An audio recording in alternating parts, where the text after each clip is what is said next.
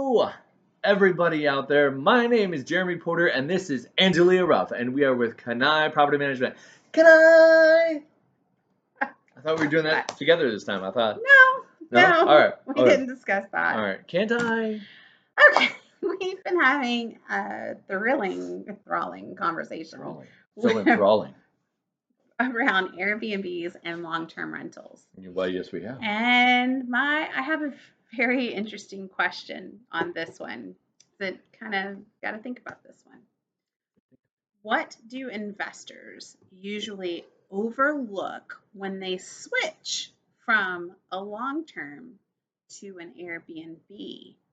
So they have a long-term rental, they've been renting it out. You're like, hey, I want to try my hand at this Airbnb world. My HOA said it's cool. My city said it's cool. Let's roll with it. What else do they typically overlook? Or it's like, I got to do what? Okay. So I would first start with the homeowners association because there could be price per reservation. Okay, some Airbnbs out there in at least the Central Florida area would charge, let's say, $20 per reservation to use the amenities. So if they have an awesome like water slide and stuff like that, and a rock wall, and it's just different amenities to use, right, on that vacation or stay, it could be an additional fee to pay. So that's one thing to learn to know. Maybe, again, hidden costs, because are you going to pay for that, or are you going to make the guest pay for that? Another thing could be licensing, right? Most people don't know until they get into it that they have to get a short-term, almost like a mini hotel license, especially in the state of Florida, right? So you have to apply with DBPR, the same entity that license Department of Professional Regulations, DBPR, same entity that license all realtors or electricians or plumbers, all the peoples, all the general contractors and whatnot. They also license each individual property that you turn into a short term, and that's who can fine you $500 per day per reservation anytime you're renting out your property without their consent or permission. Another hidden cost would, Not hidden cost, what are they overlooking? Overlooking. So what about that tax thing?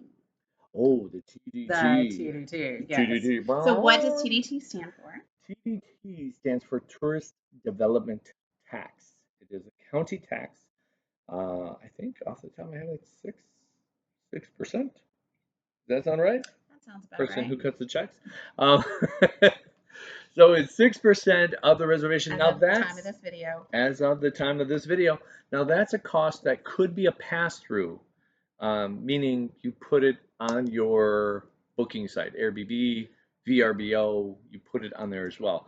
Now, it could be a pass-through, but if you don't even know, and then now you're moving, you still are responsible for filing and paying that tax. So that would be something that would be completely overlooked, because if you have a long-term rental, you didn't have to do that before. That's something completely off the radar. Right. And it's an additional licensing that you have to get as well. So it's nominal. I think it's less than $50 to get the actual license from the county and set up an account. But you don't know what you don't know. Right. So check with your state first, check with your county, then other things that you can overlook. What about furnishings? Furnishings, always fun. We just had this conversation this week. Like, how many towels do I need? Do I need a pot and pan? Do I need a hair dryer? Absolutely. That's right.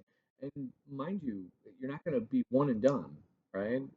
A hair dryer might last a year and a half, 2 years. It could be gone after the first visit. Somebody could walk away with it. Forever. It may last. You only if you have guests that look like me, unless the back is like really hairy and that's what you're using the hair dryer for, yeah. That's great. All right, let's start to sum this up. Last few things that you think that investors may usually overlook when they're switching, when they've had that long-term rental, they're wanting to try their hand at Airbnb. What's one more thing you can potentially think of that might be just an overlook? You just didn't see it coming. Right. If you are hiring a property management company, a lot of times they're charging a percentage off of the top. right? So it could be, and they could even be, yesterday I learned about a company that was charging a percentage to the guest as well. So they were only charging a small percentage to the homeowner, which they were like, hey, this is great. They're so much cheaper than every other company.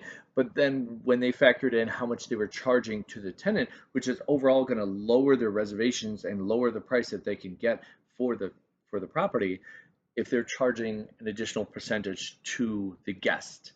So that's another thing to find out, especially before you hire that property management company. What are their total fees? Not just what are they charging you, but what are they charging the guest or the tenant in long-term rentals? All right, I think we've covered quite a few overlookings there. So until next time. Until next time. And But if you, oh, yeah, if go. you're asking yourself, can I manage properties? You should probably call Can I Property Management. Can I? Can I? Can I?